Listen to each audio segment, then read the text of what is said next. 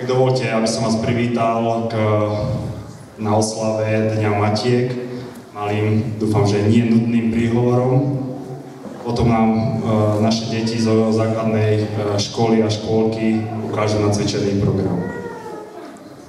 Milé mamičky, staré mamy a predpokladám, že aj prastaré mamy, druhá nedeľa v mesiaci, máj, je venovaná všetkým mamám na celom svete. Pri tejto príležitosti by som vám chcel povedať príbeh, ktorý ste už možno čítali a počuli. Ja sám som ho už veľakrát počul, ale je podľa mňa nádherným vyjadrením, čo pre nás znamenajú mami. Jedného dňa si Boh zavolal k sebe malého anjela a hovorí mu: Môj malý, nastal čas, zajtra ťa pošlem na zem, staneš sa dieťaťom. Medzi mnohými anjelmi na zemi našiel som jedného pre teba. A ten anjel ťa bude čakať a starať sa o teba. Malý anjel mu hovorí: Bože, ja nechcem od teba odísť. S tebou sa ničoho nebojím.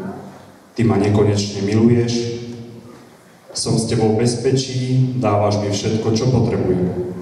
Ako tam budem žiť, keď som taký maličký a slabý? Boh povie: Tvoj anjel ťa bude chrániť viac ako seba. Bude ťa milovať celým svojim srdcom, s obrovskou trpezlivosťou ťa naučí všetko, čo budeš potrebovať. Budeš cítiť lásku svojho anjela a budeš šťastný. No malý anjel sa pýta: Ako mu budem rozumieť, keď každý vraví, že nevieme hovoriť ich rečou? Jednoducho, odpovie Boh. Tvoj anjel ťa naučí rozprávať. Budeš počuť od neho tie najkrajšie a najsladšie slová, ktoré si ešte nikdy nepočul. Malý anjel pozrel na Boha a povedal: A čo budem robiť, keď budem chcieť hovoriť s tebou? Boh sa usmial a hovorí: Tvoj anjel ti spojí rúčky a naučí ťa modliť sa. Malý anjel sa uspokojil s Božími odpoveďami. V tom momente zavládol pokoj v nebi a anjel sa mohol pripraviť na príchod na zem. V rýchlosti sa so strachom ešte opýtal: Bože, keď už musím ísť, povedz mi aspoň meno môjho anjela. Ako sa bude volať? Boh odpovie: Meno tvojho anjela vôbec nie je dôležité. Ty ho budeš volať mama. Preto sa vám, milé mamy a staré mamy, chcem poďakovať, že ste pre nás anjelmi na zemi. Veď to s nami nemáte vždy ľahké. S trpezlivosťou nám venujete svoj čas, za ktorý vám úprimne dnes z tohto miesta ďakujem.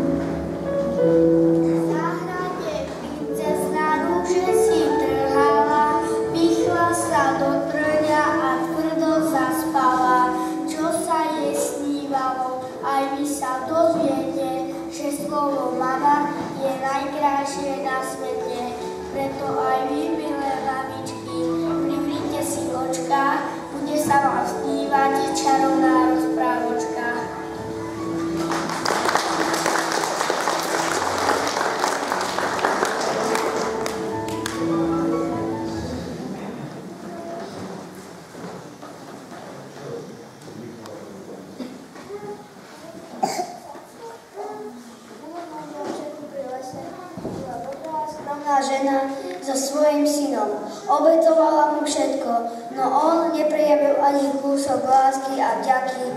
A tak raz... Vstávaj, slnko je už vysoko, treba mať. Už tak si ho prinesiem sama.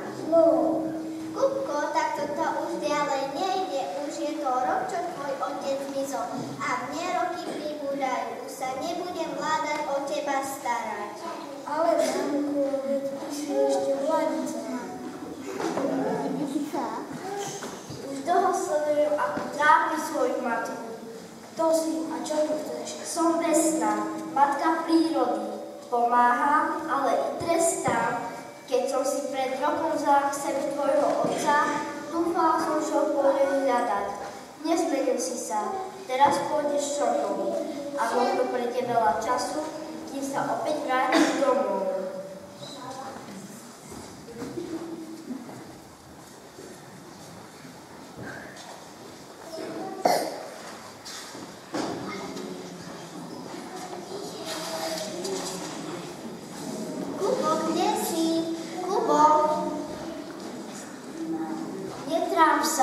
Keď nadíde čas, stretnete sa.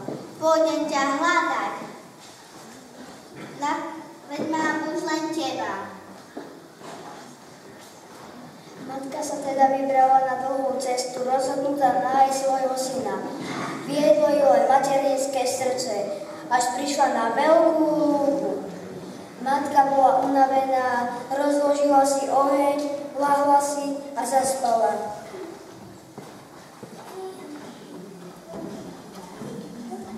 Choďte, družky moje, a chráňte túto ženu pred divou zvenou a nepriateľom krásne. To milujúca matka a statočná žena, ktorá slúži si, aby našla, čo hľadá.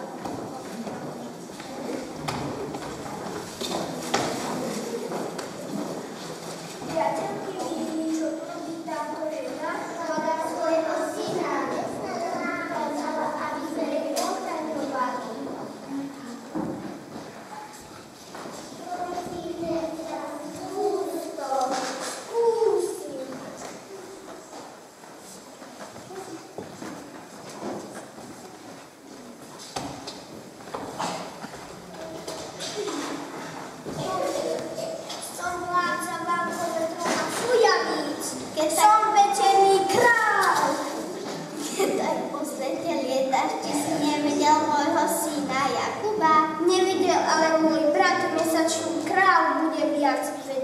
Ukážem mi prosím cestu k nemu? Ukážem. Ale ťa tam i zavedie. No, stratíš 10 rokov života. Obetujem ich, veď ešte nie som stará. Chcem nájsť svojho syna. Večerný kráľ odviedol matku na lúku, kde sa mala stretnúť s mesačným kráľom. Jakub,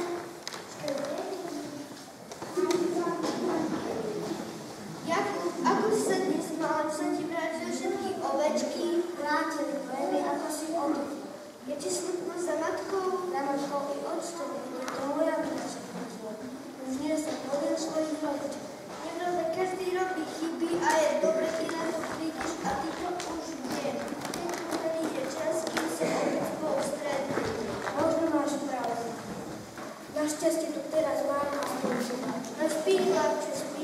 Sraz sa dobre obráti a my budeme spolu šťastní.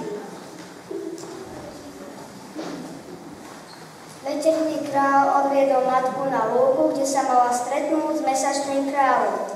Matka cítila, že chrbát sa jej ohol a nohy jej oťažili. Tak si rozložila oheň, zakrútila sa lepšie do svojho voniaka a zaspala.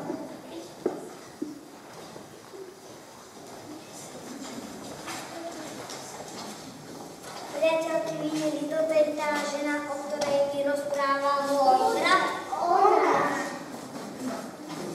Vesna nám prikázala, aby sme ju ochraňovali. Môžeš jej pomôcť? Skúsim.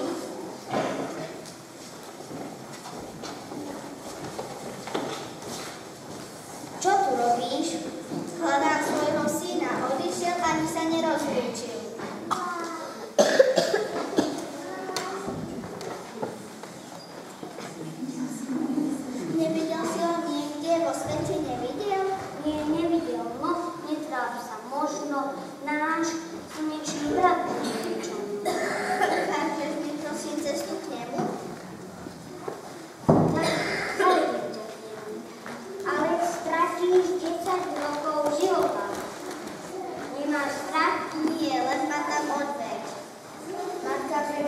očí a nechala sa unášať na mesačných obláčikoch.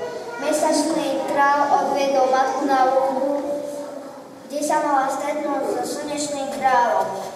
Po západe slnka môj brat nemá takú ničú moc. Ďakujem ti, mesačný král. Matka si láhla spať a zobudila sa na príjemný, hrejný pocit. Aké teplé odrazu cítiť na oblokoch. Odpúšť ťa ruším. Tvoji bratia ma sem priviedli, isto si ustatý. Viem, rozprávali mi o tebe aj o tom, ako hľadá svojho syna. Naša matka Vesná mu dala trest, musí pásť nebeské baránčiky až dovtedy, keď z nieho úprimného srdca nepoľúčuje a neprizná, že i on bol tvojim synom. Ukážeš mi prosím cestu k nemu?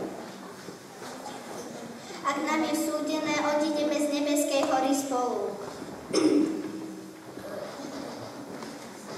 Keď ma tam zavedem, nesmieš ani celkom prezradiť, kto si a ešte čo si. Opäť stratíš 10 rokov života. Nemá strach? Nie, len ma dám odveď. Slnečný král vyriekol kúzelné slova a matka sa ocitla na nádhernom mieste, kde v diaľke počula zvončeky nebeských barančekov a videla pastiera, v ktorom spoznala svojho syna, Jakuba. Dobrý deň, starenka. Dobrý deň, a tebe, pastieri, či by som si tu pri tebe mohla odýchnuť? Pravda, že posaďte sa. Vy ste sa tu vzali v týchto končinách, som tu už rok a nestretol som ani vtáčika, ledáčika, len tento starý dubný spoločníkov. Hľadám svojho syna. Odišiel ani sa nerozlúčil. A vy ho hľadáte, to mi je ľúto, že máte takého syna. A ja som taký syn. Ten rok ma naučil, aké je ťažké stáť. Moja matka si určite vedie, ako by sa trápil pre nebečného syna. Myslíš, že jej nie je smutno? A začal sa synom, ktorý zapôčil úcta, láska, vďačnosť, ako rádi sme Aj keby jej vlasy obeleli a tvář zmrázkavela a chrbáca ohol? Veď je to moja mama. Synček, blíži sa mi bližšie. Mamka, čo sa tu s vami stalo? To je obed za to, že som ťa našla. Ach, mamka, ani neviete, aký som rád, že sme obli spolu. Len je škoda, že môj otec. Ty niečo o ňom nevieš? Keď ma Vesna k sebe vzala, vyjadrila mi, že to ona ho odvedla do svojej krajiny a dúfala, že ho pôjdem hľadať. Netráp sa, synček, nájdeme ho spolu. Netrápte, počkajte, netreba už hľadať. Našli ste to, čo ste hľadali.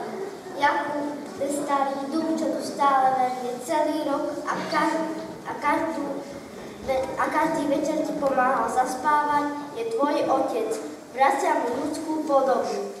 Už si pochopil, či sa spláca rodičovská láska? Áno, úctou, láskou a vďačnosťou detí. Vracal si späť tvojich 30 rokov života.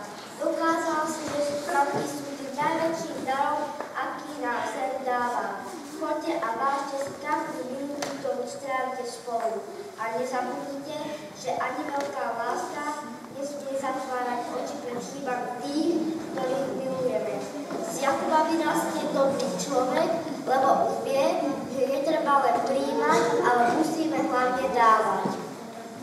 Ďakujeme ti. A my poďme domov, máme čo doháňať.